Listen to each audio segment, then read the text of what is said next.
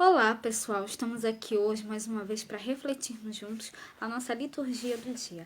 E nessa segunda-feira, as leituras falam para a gente que nós devemos pedir a Deus, pedir a Cristo que nos torne simples de coração para aceitarmos com docilidade e alegria a vontade de Deus. Então, a primeira leitura está em Jó, capítulo 1, versículo 6 a 22.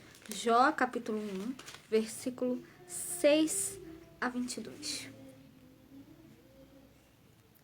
E vindo um dia em que os filhos de Deus vieram apresentar-se perante o Senhor, veio também Satanás entre eles. Então o Senhor disse a Satanás: De onde vens? E Satanás respondeu ao Senhor e disse: De rodear a terra e passear por ela.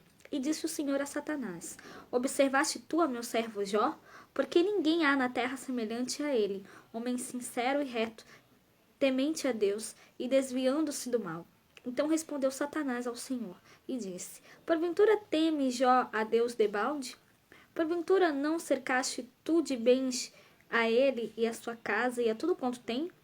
A obra de suas mãos abençoaste, e o seu gado está aumentado na terra. Mas estende a tua mão e toca-lhe em tudo quanto tem, e verás se não blasfema de ti na tua face. E disse o Senhor a Satanás: Eis que tudo quanto tem está na tua mão, somente contra ele não estendas a tua mão. E Satanás saiu da presença do Senhor. E sucedeu um dia em que seus filhos e suas filhas comiam e bebiam vinho na casa de seu irmão primogênito, que veio um mensageiro a Jó e lhe disse: Os bois lavravam e as jumentas paciam junto a eles. E eis que deram sobre eles os sabeus, e os tomaram, e os moços feriram ao fio da espada. E eu somente escapei para te trazer a nova. Estando este ainda falando, veio outro e disse: Fogo de Deus caiu do céu, e queimou as ovelhas e os moços, e os consumiu, e só eu escapei para te trazer a nova.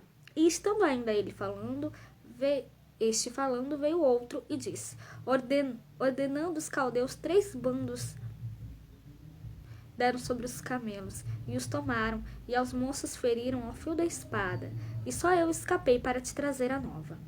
E estando este ainda falando, veio outro e disse: Estando teus filhos e tuas filhas comendo e bebendo vinho em casa de teu irmão primogênito, eis que um grande vento sobreveio da além do deserto, e deu nos 4 cantos da casa, a qual caiu sobre os mancebos e morreram. E só eu escapei para te trazer a nova. Então Jó se levantou e rasgou o seu manto, e raspou a sua cabeça, e se lançou em terra e adorou. E disse: Nu saí do ventre de minha mãe, e nu tornarei para lá. O Senhor o deu, e o Senhor o tomou. Bendito seja o nome do Senhor. Em tudo isto Jó não pecou, nem atribuiu a Deus falta alguma. Então, o livro de Jó trata da questão, né, que preocupava os judeus em sua religiosidade. O ser humano se volta para Deus para servi-lo desinteressadamente ou para ser servido por ele. Jó é apresentado como um homem íntegro e correto, teme a Deus e afasta-se do mal. Deus permite que Jó seja provado em relação aos seus bens e aos seus afetos familiares. Sua reação não é de murmuração, mas de aceitação humilde da vontade do Senhor. Mesmo na precariedade e no sofrimento, Jó mantém sua condição de servo de Deus. Então, que a gente também possa, sempre, fazer a vontade de Deus na nossa vida e que nós possamos, sempre obedecê-lo, e deixar que ele faça o seu projeto salvífico na nossa vida. E agora, falando do Evangelho, hoje ele está em Lucas capítulo 9, versículo 46 a 50. Lucas capítulo 9, versículo 46 a 50. Naquele tempo, houve entre os discípulos uma discussão sobre qual deles seria o maior. Mas Jesus, vendo o pensamento de seus corações, tomou o menino, pô-lo junto a si e disse-lhes: Qualquer que receber este menino em meu nome, recebe-me a mim. E qualquer que me recebe a mim, recebe o que me enviou. Porque aquele que entre vós todos for o menor, este mesmo é grande. Então, no Evangelho, né, depois de Jesus fazer o segundo anúncio da paixão e morte, encontra seus discípulos disputando entre si quem poderia ser o maior. Isso revela o quanto eles demoram, né, para compreender a verdade proclamada. Sua preocupação está voltada para prestígios e vantagens. Não querem ser entregues pelos homens. Sua preferência repousa sobre o desejo de dominar. Agora, Jesus lhes apresenta uma criança como exemplo de conduta e de mentalidade. A grandeza está em colocar-se a serviço dos pequeninos e desprezados deste mundo. Acolhê-los é demonstração de seguimento do Senhor.